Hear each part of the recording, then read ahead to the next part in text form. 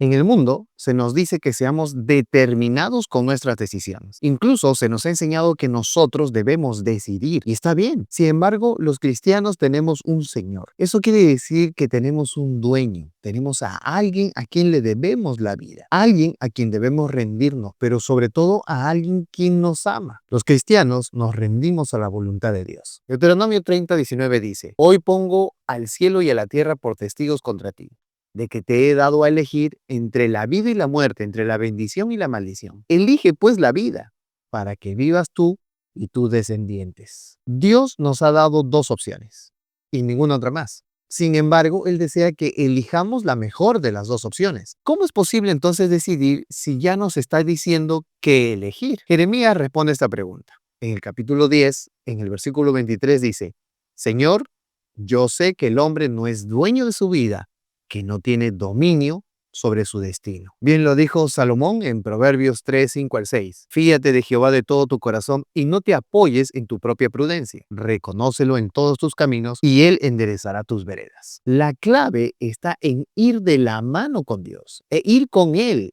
en todas las decisiones que nosotros podamos tomar, para que siempre elijamos la vida. Pero, ¿qué sucedería si a pesar de que Dios me ha dado todo, igual me siento mal? Veamos esto en la experiencia de Jonás. Jonás era profeta de Dios.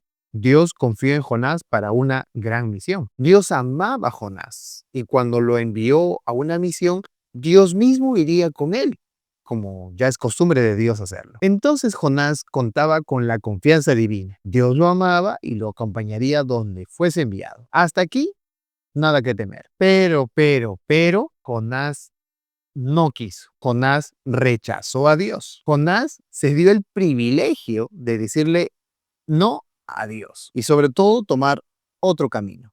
Decidió huir, como Adán y Eva cuando pecaron. Pero no es pecado huir, porque hasta José huyó de la esposa de Potifar. El pecado está en huir, pero de Dios. Jonás 1:3 dice que se alejó de la presencia de Dios, es decir, no quería ver ni hablar con Dios. Por eso debemos cuidar siempre de la oración y el estudio de la Biblia diariamente. Bueno, Jonás entonces estaba amargo, estaba enojado. Pero, ¿por qué se sentía así? Bueno, supongo que ustedes son curiosos igual que yo. Pues veamos lo que dice la Biblia. Jonás capítulo 4, versículo 2. Y oró a Jehová y dijo: Ahora, oh Jehová, ¿no es esto lo que yo te decía estando aún en mi tierra? Por eso yo me apresuré a huir a Tarsis, porque yo sabía que tú eres Dios clemente y piadoso, tardo en enojarte y de grande misericordia, y que te arrepientes del mal. Los problemas de Jonás no aparecieron sin ninguna razón. Aparecieron porque él mismo los buscó. Él veía dificultades y también veía imposibilidades aparentes. Sus ojos estaban llenos de esto y se le hacía imposible ver que Dios estaba al mando de este llamado. Dios quería salvar a Nínive, pero Jonás no amaba a Nínive como Dios. Jonás quería castigarlos. Tengamos cuidado porque cuando empezamos a odiar a alguien al punto de negar la buena voluntad de Dios, su voluntad de amor, podemos estar rechazando al mismo Dios. Ellen White dice sobre esta experiencia: no permitan que decaiga vuestro valor. Nunca hablen de incredulidad por causa de que las apariencias están en contra de ustedes. Mientras trabajen para el maestro sentirán la presión de la falta de fondos, pero el Señor escuchará y contestará sus peticiones en demanda de ayuda. Que vuestro lenguaje sea: porque Jehová el Señor me ayuda, no me avergoncé. Por eso he puesto mi rostro como un pedernal y sé que no seré avergonzado. Si rechazamos a Dios, el paso siguiente va a ser que huyamos de Él. Pero a pesar de todo, Dios iba al lado de Jonás. Es gracioso ver a Jonás huyendo de aquel de quien no se puede huir. Nunca, por nunca, podremos huir de Dios. Ustedes conocen la historia. Jonás sacó un pasaje a Tarsis, porque él pensó que huir de Dios le traería paz y tranquilidad. Ojo, huir de Dios solo trae más pesar y sobre todo angustia. Jonás tomó una decisión difícil en el barco cuando la tormenta apareció. Ustedes saben, echaron suertes y él tuvo que confesar quién era y por qué vino la tormenta. Es decir, él sabía que Dios estaba con él y había provocado la tormenta para que vaya a hacer lo que Dios le había pedido. Es decir, Jonás sabía. ¿No le parece conocido que sabemos qué es hacer lo bueno y no lo hacemos? Santiago 4:17 nos recuerda: y al que sabe hacer lo bueno y no lo hace, le es pecado. Cuando entramos en el pecado, llegamos a un punto de no ver solución a nada.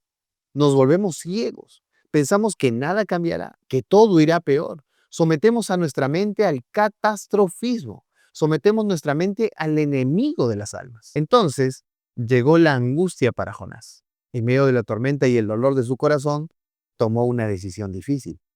Quería suicidarse. Jonás 1:12 dice, él le respondió, tomadme y echadme al mar, y el mar se os aquietará, porque yo sé que por mi causa ha venido esta gran tempestad sobre vosotros. ¿Hasta dónde había llegado Jonás? Y es que cuando nos sometemos al pecado, no logramos ver la vida, no vemos soluciones, solo vemos problemas, solo deseamos probar la muerte. Este es el camino que Satanás busca. Pero era más fácil arrepentirse. Pero Jonás decidió poner fin a su vida y que Dios no interviniera en ella. Entonces, lo lanzaron al mar, pero, pero, Dios lo rescató. Y puso Dios un enorme pez para que ayudara a Jonás. Dentro del pez, Jonás dijo, cuando mi alma desfallecía en mí, me acordé de Jehová. Y mi oración llegó hasta ti en tu santo templo. Pobre Jonás. Solo cuando sintió verdaderamente que perdía la vida, se dio cuenta del valor de eso. Y es que a veces no sabemos lo que tenemos hasta que lo perdemos. Lo más interesante es que Dios siempre estuvo allí. Incluso lo rescató. Dios es determinado con sus planes siempre en nuestras vidas. Como lo dijo una vez a Jacob, porque no te dejaré hasta que haya hecho lo que te he dicho. Algunas personas califican el éxito por las almas bautizadas, otros por el dinero alcanzado o el dinero ahorrado, otros por la buena organización de un evento o simplemente porque el jefe les felicitó. ¿Cómo calificarías tú el éxito? Jonás predicó en Nínive, nadie lo detuvo en las calles. No fue prohibido por predicar, ni siquiera lo echaron o mataron por ser simplemente judío. Incluso el mensaje llegó hasta el rey y todos se arrepintieron. Estas cosas no le pasó ni a Noé, que tuvo como 120 años insistiendo para que solo 8 personas se salvaran. Jonás tuvo éxito. Bueno, aquí sucede algo interesante. Jonás no lo vio como éxito. Pero, ¿qué es lo que tenía que hacer? Jonás 3:2 dice que Dios le dijo a Jonás, levántate, ve a Nínive, aquella gran ciudad, y proclama en ella el mensaje que yo te diré. Entonces la misión estaba clara. Jonás debía proclamar el mensaje de Dios. Aquí no dice que se circunciden, tampoco les pide que se vuelvan judíos, tampoco les dice que abandonen ese lugar y se vayan a vivir a Jerusalén. No, el mensaje es práctico, sencillo y claro. Jonás predicó que vendrían en 40 días una destrucción por causa de sus pecados. Y a pesar de que Dios salvó a Jonás del suicidio que cometió, aún en el corazón de Jonás no se había producido el cambio. Él amaba su vida, pero no amaba la vida de los demás. Incontables veces Dios nos salva como Jonás, y aún así no deseamos salvar a los demás. Dios nos ha salvado para salvar a los demás. Es así de simple, sencillo y práctico. Todos en Nínive tomaron la decisión de arrepentirse de sus pecados, buscaron a Dios y Dios no los castigó. Dios los perdonó porque Dios ama a todos. Necesitamos entender que Dios ama a todos y nos invita a vivir en ese amor también, los unos con los otros. Jesús le dijo a sus discípulos, les doy un mandamiento nuevo. Ámense unos a otros como yo los he amado. Así también ámense los unos a los otros. En esto conocerán todos que sois mis discípulos, si tuviereis amor los unos con los otros. La misión estaba cumplida. El mensaje había sido dado y había dado frutos. El éxito de Jonás estaba cumplido. Se había producido lo que Dios quería. ¿Y qué es lo que Dios quiere? Según de Pedro 3:9 dice, el Señor no tarda en cumplir su promesa. Según algunos la tienen por tardanza, sino que Él es paciente con nosotros, no queriendo que nadie perezca, sino que todos procedan al arrepentimiento. Pero Jonás no calificó esto como un éxito, sino como un fracaso. Qué terrible es perder de vista la visión de Dios. Él había quedado como un mentiroso. Lo que profetizó fue destrucción y eso nunca apareció. Dios no castigó a los malvados ninivitas, sino que los salvó. Entonces Jonás se volvió a amargar y volvió a la misma situación de la primera vez.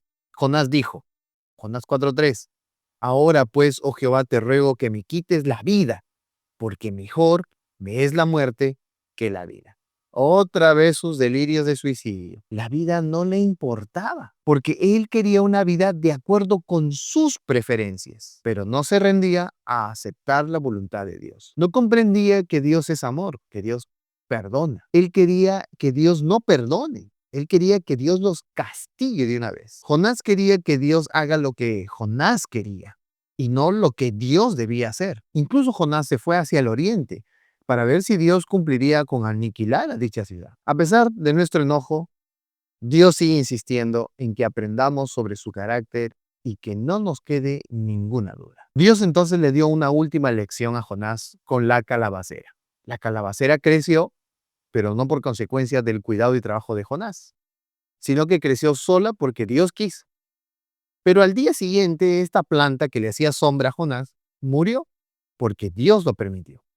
Y la calabacera que le traía sombra a Jonás, ahora muerta, dejaba sin esa sombra al afligido profeta y le calentaba la cabeza al punto del desmayo. Entonces Jonás se enoja nuevamente. ¿Cómo era posible que Dios ame a los ninivitas que eran malvados ante la vista de Jonás y que solo merecían morir, más que a los judíos y profetas como Jonás? Dios salva y cuida a los ninivitas, y a su profeta lo deja que le caiga el sol hasta quemarle la cabeza. ¿Acaso Dios lo quería matar? ¿Amaba Dios más a los gentiles que a los judíos? Entonces Jonás declaró: mejor sería para mí la muerte que la vida. Jonás ni siquiera se apiadó de la calabacera que nació sin que él sepa, y ni siquiera la cuidó, pero la extrañaba. Jonás no demostró piedad. ¿Saben por qué? Porque no amaba. Jonás no amaba a los demás porque tampoco se amaba a sí mismo. Y eso lo hemos visto porque decidió suicidarse 2 veces. Muchos problemas mentales son el resultado de nuestras propias decisiones, que se independizan de la voluntad de Dios, y entonces sufrimos. Dios perdonó a Nínive. Jonás no se perdonó ni siquiera a él mismo. Todos hemos cometido errores en nuestra vida. Hemos cometido faltas y a pesar de todo, Dios nos perdona. Dios nunca nos abandona, aunque nosotros hayamos abandonado a Dios. Dios tiene un hermoso plan para nosotros. El camino a ese plan es doloroso, porque vamos erradicando la envidia, el egoísmo y todo lo malo que hemos almacenado en nuestro corazón. Pero al final sabremos que todo fue para nuestro bien. Y nuestro bien es alcanzar el carácter de Cristo. ¿Crees tú que hoy es posible salir del odio al amor? ¿Crees tú que hoy es posible ver a Jesús en vez de vernos a nosotros mismos? Que Dios te bendiga en esta linda decisión de tomar el carácter de Cristo y amar como Él amó.